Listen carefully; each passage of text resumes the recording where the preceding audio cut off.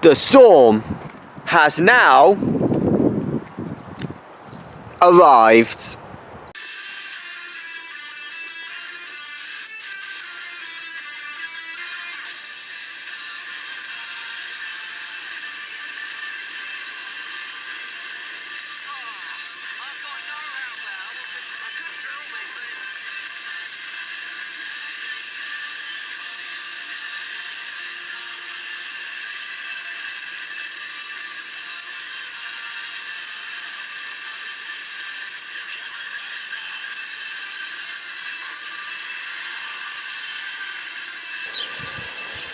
Hey guys, this is Stormboy13. What a lovely day this has turned out to be. It's a rainy... Well, actually, it's been so dry the last few weeks, so we kind of need a bit of rain to be fair. But yes, a bit of a wet Good Friday. Date of filming 14th April 2017 indicates Good Friday today. This is episode 4 of Season 2 weather vlogging. Today's topic I'm going to discuss about is travelling in all sorts of weather. So, random one, but hey, that's what I like to choose. So, what is it about today? Well, as we know, when we travel, you know, we're never usually outside. Like when we are, I know this is a bit of a random topic for me to discuss about, but you know what? I don't care, it's my channel. But, basically, when you are travelling like in a vehicle, generally 90-95% of the time, you're always inside. Why am I saying 90 to 95%? Because, you know, in some vehicles, they have like these open roofs or something statistically. Like if you were getting a posh or expensive car and then the roof... obviously you can open the roof and you feel the outdoor of the weather, if you know what I mean. Like if it was a sunny day, you'd be able to feel the sun a lot more because the sun, because when you're inside the car, you don't feel the effects of the sun. If you have a car that have an automatic roof which opens, which doesn't happen on most of them, you can have the sunshine coming down on you, if you know what I mean. But it's also generally very useful for keeping dry, like if it was today. So when we have like these rainy conditions, just normal rainy days, if I would say, generally you keep dry inside in the car anyways, but basically you wouldn't really want an open roofed car at all times. So if we did have like a rainy day and the roof was left open, it's not great. The car gets flooded, you get soaked, it probably distracts you from driving, and possibly you may crash. But it keeps you safe as well, because you know, but when you are travelling in like a really bad day in terms of the weather, like when we can get like some storms about, I'm ruling out thunder and lightning for now, I'm just mainly focusing on heavy rain. So when we get like heavy downpours, regardless what country this is in, although to be fair, it may be worse in some other countries, but generally, this is not always safe if you're driving around in like torrential downpours, because you know, with that weather sometimes you won't be able to see, because the visibility could potentially be like fog levels, and like as you can just hear, there could be a lot of spray on the roads, and also you have to like trust your the wipers, you know, to dry your windows. But then the problem is when rain comes down, yeah, there's water droplets everywhere. So basically, you've always got to be very careful if you're like driving out in a downpour. It doesn't matter whether it's brief or it can last for up to an hour.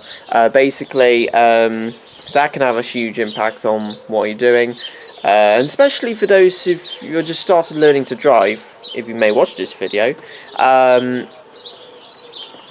be aware that even though if you feel you're safe inside a vehicle during extreme weather, it's not completely safe from what you're driving. You might feel safe, but technically you're not 100% safe unless you follow the rules. So always slow down when you drive through a downpour. Even when nothing's ahead of you, doesn't mean you can like speed through or anything, because plus, you know, the roads can be damaged as well sometimes with bad weather. So it's not just that, but keep an eye on the roads as well, even in front of you. Then we're going to focus on about winds. When you're travelling in the wind, basically, light vehicles isn't as much of an issue, although depending how windy it is. But for big vehicles, there can be consequences going on with that. Basically, when you're driving like a big lorry or truck, they can have more of an impact on how windy it is, because the wind has, because it takes up more of the space, because the wind, depending which direction it blows, can potentially, with that, don't know how quiet it happens, but what I do know is basically, you know, when the wind comes in a certain direction and then, you know, blows you over onto the other side of the road, this is probably like forced gust, I would say. I think this means like it only comes from one side. The vehicle will probably lose balance as it doesn't felt on one side, but with that sheer force that can come in from the other side, it can collapse in front of you. So it's also, if it's a windy day, never go in front of a lorry or a truck. Yeah, because if you can get, because if the lorry crashes on front of you, you're pretty much done and dusted. And then snow. Snow is probably the most dangerous kind of weather condition to drive through. Like, and ice as well is a massive issue, because with black ice and with snow, these kind of like weather conditions are quite hazardous. Like in the UK, it's not as much as a severity, I would say, than in other northern countries of Europe and North America. Like last month in the USA, there's been huge chaos on the road. So for late season snowfall, there was a snowstorm, probably to do with the jet stream, which has brought in some much colder than average weather, which brought in snow. And basically, there's certain tyres, you know, you can get a good grip on. Like if you're bracing yourself, well, I know it's spring now, but when you're bracing for next winter, make sure you get like a decent kind of tyres or something. You know, like, I don't know much about cars as well, but I know, like, you know, with a certain strength of the tyre, and you know, with how much strength it can hold on to the ice and the snow force itself, and basically, they may be expensive, but maybe sometimes best to get these kind of tyres. I don't really know much about these vehicles, so I do sorry if I may talk a little bit gibberish, but get a good amount of tyres. Probably get like a good strength to manage the ice as well, and just make sure you have a good grip as well. And basically, always slow down. And that's what the problem is with black ice, is you can't see it, because you think it's clear, but it's not. Black ice is the most dangerous form of travelling. You know, accidents are the most likely cause when you're driving, you know, and that's why roads are shut quite easily as well. And then we come back to the storms. I know we talked about rain, thunderstorms. Now, when you're in a car, or actually it doesn't really matter in a vehicle, you're the most safest place by lightning, because when lightning strikes the car, basically the car is made up of metal, so the metal can't get underneath where the lightning strikes. As long as you have the engine off, I guess. Well, doesn't matter if the engine's on or not, regardless in a way. But basically, like, if you're in a vehicle, vehicles are usually made up of metal, so like, if you were touching from the outside, it's a different story. But if you were from the inside, lightning can't sink downwards unless the windows are opened, and that could potentially happen. And of course, if it's raining. So, but that's what I mean. Although potentially lightning can damage your vehicle, but the thinking is you're quite likely to be safe at most costs, depending where the lightning strikes as well. If it may strike the front of the engine, you might just be able to get away, and yeah. And then after lightning, hail. We come to the hail category next, and generally hail can also be a massive issue when you're travelling. When hail comes down, depending what size the hail was classified as from the Toro Weather Centre, the Met Office, in what sort of countries, you know what I mean, the Weather Channel, local on Yates. If we get to golf ball sized hail, there can be potential that depending how fast you're going as well and how fast the hail's coming down. Maybe it's not always about the size as well. That could damage your windscreen.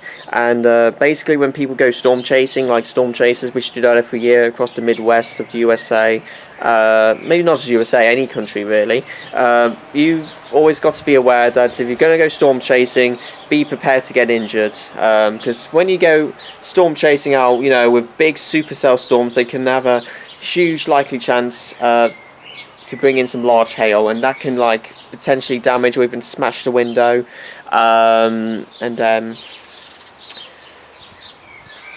yes, that's generally the thing about glass. When the glass gets to you, you can easily get cut. So don't go driving in an extreme hailstorm. Find shelter if necessary. A safe shelter, that's what I mean. That will be most provided to keep safe from the hail. And then flooding. When you drive through floods, it's never a good idea, because that's the problem. When you drive into a flood, the water can still get into the car.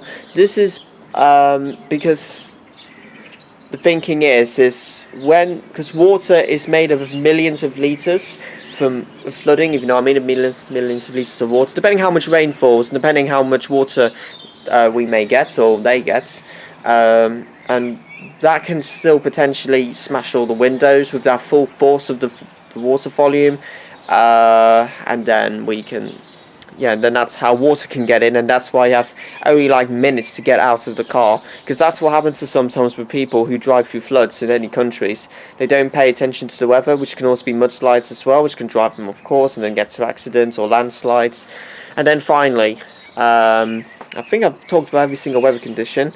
Tornadoes, yes. Guys, if you're driving and you see a tornado, never ever ever think about driving in front of it. It could change direction at any time and you could be doomed as well. It can easily pick the vehicle up and then carry you across, and then a mile or two from where you were, yeah, and you know what happens, you die. So please don't do that.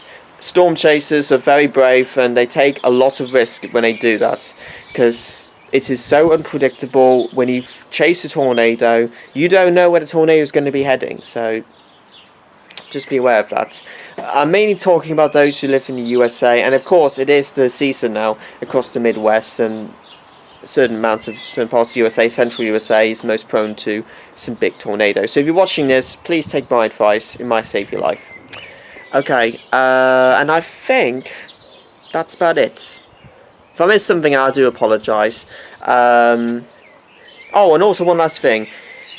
In a heat wave, never leave your dogs in the car. Even if it's not a hot day, temperature's 25 degrees Celsius or above outside, then yeah, don't leave your car. Don't leave your dogs in the car. Take them with you. Dogs are most likely to die, and humans may can cope better slightly than dogs do, but even that, they sweat a lot, and because they have fur on, they can't cool down as quick as some humans do. So depending on what the actual temperature and how much humidity there might be in the car. So that's what I mean about. So when you're travelling in all sorts of weather, keep safe, whatever you do. Hope you hear my advice clearly. Don't do any stupid things when out in extreme weather. Only professionals do that, which I mean as storm chasers. Okay, alright, that's episode 4 done. Episode 5 should be coming up in the next few days, so I hope you enjoyed this episode. Hope you didn't find it too boring, but it's generally a good video which may help you. Hopefully this may get some views, and if you want me to do any extreme UK weather events, I haven't done that for the last few weeks because I've been focused on weather vlogging, but if you want me to do the next one, whatever topic, comment below. And if you want me to do any global weather forecasting, whether it's in the UK or in another country, comment below. Is there something else? No, that's about it. Okay, thanks for watching, guys. Like, comment, subscribe. The storm is now out.